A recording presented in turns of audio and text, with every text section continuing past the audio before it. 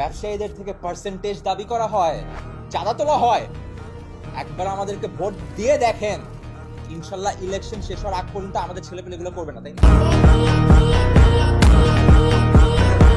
আমাদের দল নারীর অধিকার নিয়ে কাজ করবে, নারীর সুনিশ্চিত ক্ষমতা অধিকার করবে। এই তুই চিনোস আমারে? চিনোস?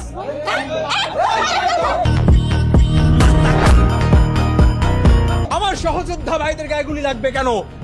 দেশ নিরাপত্তাহীনতায় ভুগবে কেন? আগামীকালকে আমরা দলবদ্ধভাবে বাংলাদেশে একটা সুন্দর ড্রোন শো উদযাপন করব।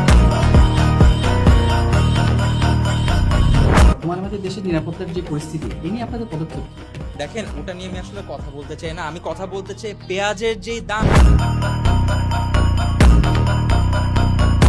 এই দেশের স্বার্থে, জাতির স্বার্থে একটা বার আমাদেরকে বিশ্বাস করে ভোট দিয়ে দেখেন।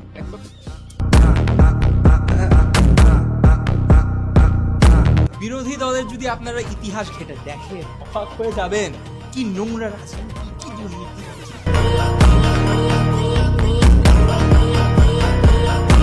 আপনারা অতীত নিয়ে পড়ে থাকলে হবে? আমরা কি আগাবো না? সারা অতীত নিয়ে পড়ে, এই জন্য বাংলাদেশ আগাইতে পারে না। দেশের সবচাইতে চরিত্রবান পুরুষ